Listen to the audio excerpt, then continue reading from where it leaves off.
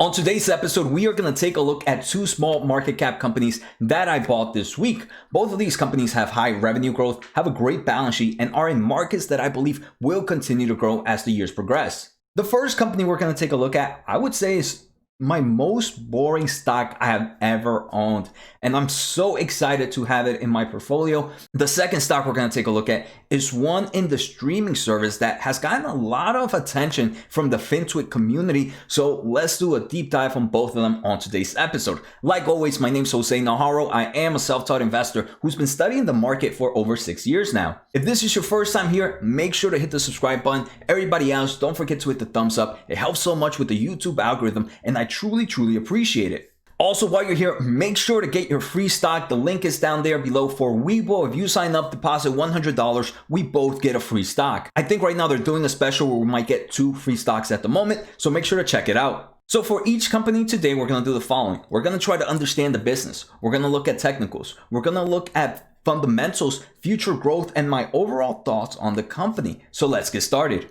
All right, so the first company, like I mentioned, is probably the most boring stock I have in my portfolio, and I'm so excited to have it. This is Collector Universe Inc. It is traded under the NASDAQ as ticker CLCT. I'm pretty sure a lot of people are saying, finally, Jose, an American company you're talking about. So right now the market cap is $828 million. It's about 200 million short from hitting that 1 billion market cap. In the past year, this company has returned 272% to investors. So congratulations to everybody holding long. In just the past 5 days, it went up about 20%. I did purchase a bit before on Tuesday, January 19th, before this big increase, but I also just recently purchased today, Friday, some more to overall increase my exposure. So what is the stock? So Collector's Universe. They're pretty much a very simple company to understand. All they do is if you want to, let's say you have a sports card, let's say you have some form of card, some form of collectible that you want to get graded. And when you get something graded, it means you take it to a professional looks at the condition and gives it a grade. I believe the grade is between 1 to 10, 10 being the perfect. So obviously if you get graded a perfect grade or near perfect, the increased value of your product increases. So they're being used a lot for coins, for trading cards, and for other type of sports products, and that's the main reason I'm entering this market. I recently posted this a quick file on my Patreon account, and I'm gonna share it with you guys real quick. I posted this on Patreon on Sunday to my members.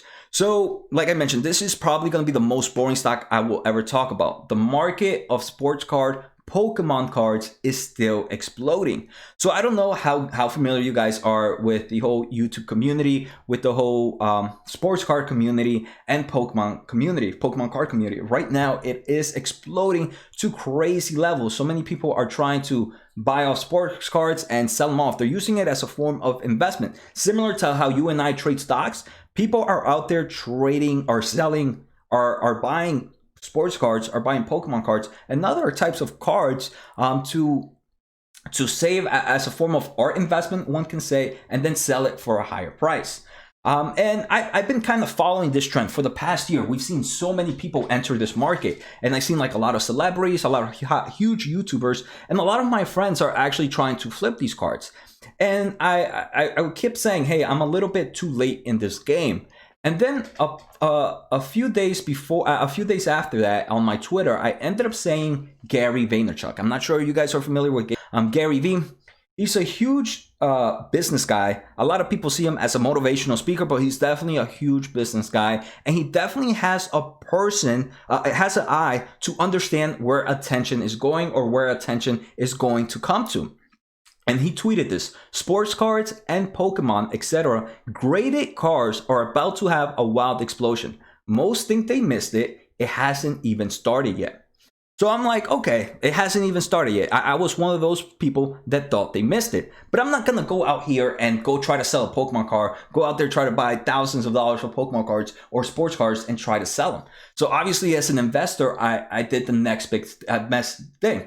I try to understand what companies are doing well with these increase of sports cards, with this increase of Pokemon cards grading. And I ended up finding CLCT. So CLCT is the one that grades these cards. So obviously the higher the grade, like I mentioned, the better the card sells, the higher the value is. And then I ended up going to Google Trends. In Google Trends, I tried searching how to grade Pokemon cards. We can see the overall trend is increasing every month. This is the past 12 months. We were pretty high here in September, and we're seeing new highs in December.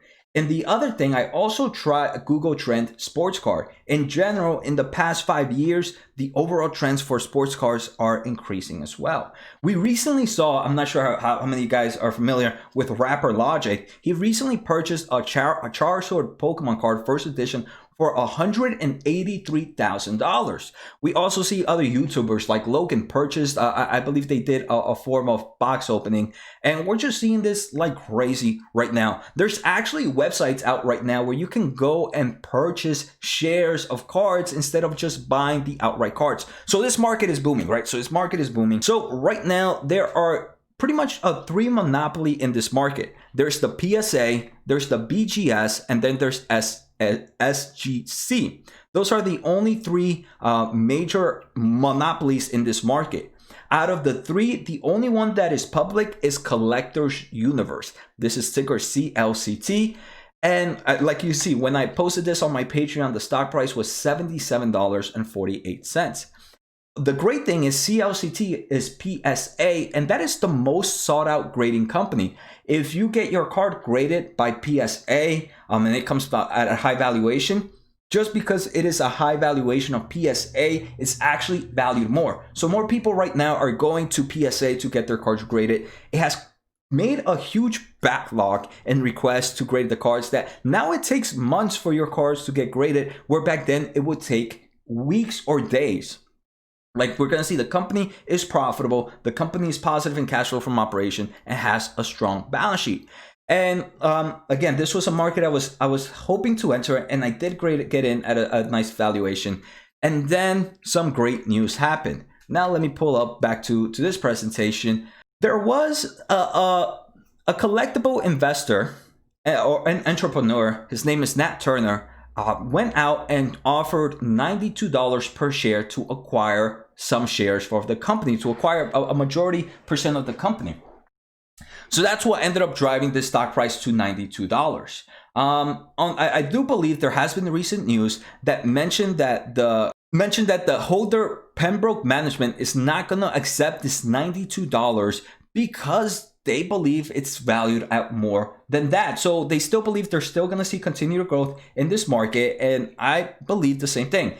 At the same time, because of this huge run up in the stock price, it is definitely overextended. So let's take a look at the charts, right? In the past year, CLCT has seen an uptrend, but it's kind of been sitting in its moving averages. Right now, you can barely see it because it's up here, right? You can see these are the past 3 trading days where it's been trading above $92. The first thing that surprises me is in just those 3 days, look how much volume has been built up. It's more volume than it's more than half the volume it had here since November till late January, where it was pretty much sitting at this $75 price for about, I want to say about 2 months. So in 3 days, it had enough volume within that stock price that it has seen in 2 months around here. So that's another bullish thing. So right now, the stock price is a bit overextended. I didn't mind. I wanted to increase my exposure, and I decided to get in. So now let's take a look at fundamentals. So like I mentioned, this company has a market cap of $830 million. The company is profitable, and they do have cash flow from operations.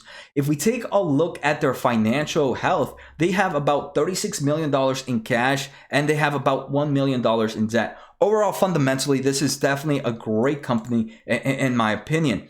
Cash flow from operations, trailing 12-month revenue is increasing, and cash flow from operations are increasing. Overall margins, trailing 12 months operating cash flow margins are about 30%. This company is pretty much making cash. Now I actually want to show you guys their most recent earnings just to see the type of growth that they're seeing. So in their most recent earnings, which was November 2nd of 2020, they saw an increase of 52% revenue growth. Most of this came from cards and autograph revenue. This was up 130% compared to the same time last year. So this means that a lot more people are sending in cards, they're sending in more autographs to be inspected by professionals to get graded. And now with the huge backlog, they're actually increasing their average selling price and obviously are making better margins. So their gross profit margins increased to 63% versus a year ago they were 60%. Their diluted earnings per share were 65 cents versus 40 cents a year ago, and their cash at hands, has increased dramatically. They're pretty much making money at the moment.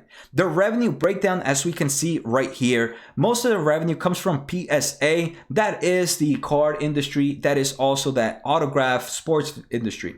Then they have that's about 60% of their revenue. Then about 38% comes in from coin certification. Who gives a crap about coins, if I may be honest? I'm here for this segment. This growing segment of cards is increasing, like we saw from Gary Vee. He believes it's still an entry position, how this market is gonna explode.